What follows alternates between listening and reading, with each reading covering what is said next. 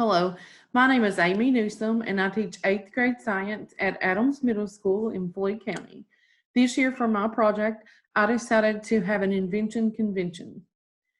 Um, the reason for that is, as we know, the way that kids learn has changed. There's the skills that we need from children have changed over the years. Um, Whenever I was in school, it was set in a straight row, rote memorization, memorize these facts, raise your hand, regurgitate. Um, Now, kids have such easy access to that information that really the whole way we teach them has to change because they need different skills. The skills they need are really problem solving skills to be able to compete in this interrelated world.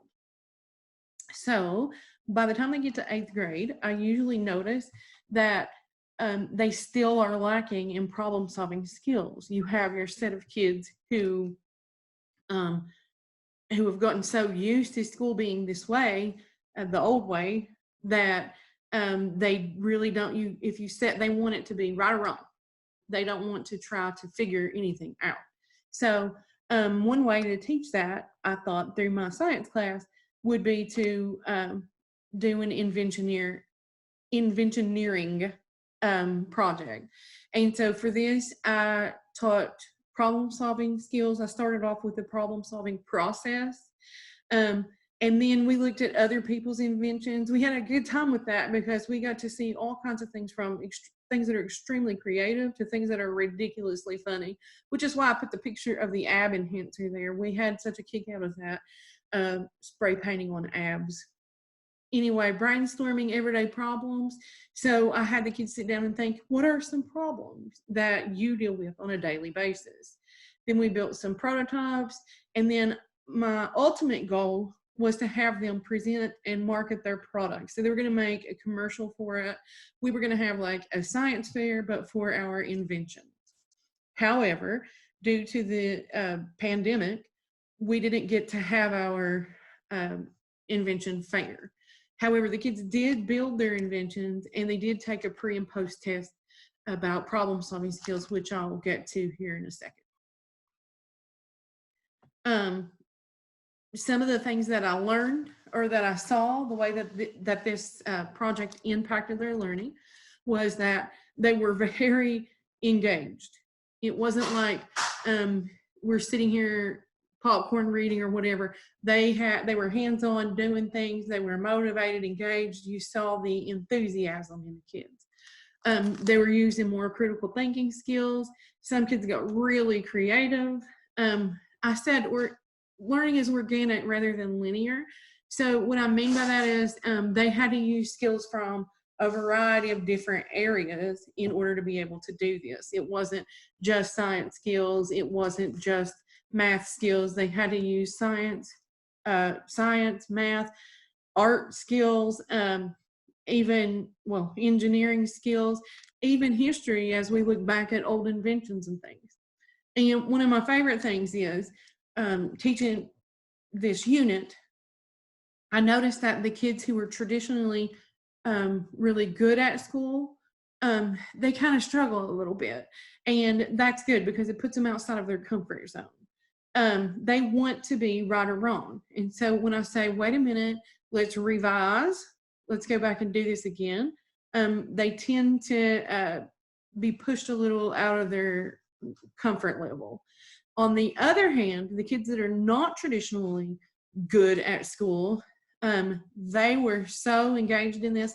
And so to me, that's what it's all about, is bringing those kids that normally wouldn't be participating in class.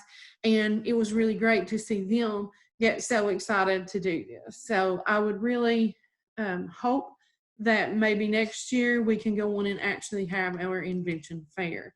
I did want to show you a couple of the things that the kids made, just because they were so neat that I would be remiss if I didn't show you. So this is one of the problems, is that brother, sister breaks into your room and steals your things, or they're just in there snooping or whatever. you're an 8th grade kid. So this kid used the Little Bit set, which is what I used my grant money for, and made this door hanger to hang on the doorknob of the room. And it has a sensor on it. And so anytime that someone comes to open the door, when they go to get the doorknob, it alarms. And so the kid would know if their brother or sister or anybody is snooping in their room. So I thought that was a good one. And another one is this automatic garbage can, basically, is what it is. And so what they did is they said, touching the lid of the garbage can is gross. And we know there's a little foot thing and all that. But what if we could make an electronic version? And this is what they came up with. So you put your trash in the tray, and then it throws it away for you. And then you can empty it out the back here. So I thought that was another really ingenious invention. And if you look to the Little Bit pieces, what they did was this helped us tremendously in that we didn't have to have tools. We didn't have to solder. We didn't have to glue. We didn't have to use screwdrivers or anything else.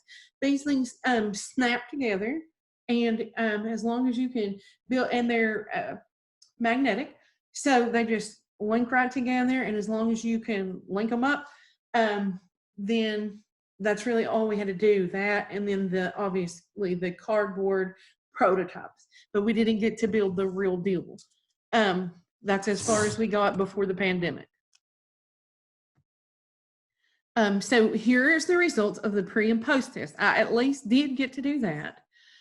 So what I did was I gave them a test to begin with, and it was just basic problem solving skills. And then after we built our prototypes and we went through the problem solving process, then I gave them the same test again. And here are the results of that. And as you can see, there was 28 students. Some of them stayed the same. Some of them grew tremendously. If you see, like number 10, number 1, some of them, unfortunately, didn't do as good the second time. So if you look at these results, it takes a minute, and I thought, well, what I should probably do is a statistical analysis of these results. So I'm sorry, I'm clicked off it here. I'll get it back there for you. So what I did was a t-test to analyze the statistics. And what I came up with was P is 0.00002. And in a statistical analysis, if the P value is greater than 0.05, 500ths, then the before and after are not statistically significant. However, anything less than 500ths is statistically significant. And so as you can see, the smaller the number, the better. And so it says, yeah, we did see a significant difference before and after in these kids' problem-solving skills. Now, look, if you look up here, the pre-assessment, the overall classroom average was about a 37, which is not good. Their post-assessment was a 56, which is still not good. It's still failing.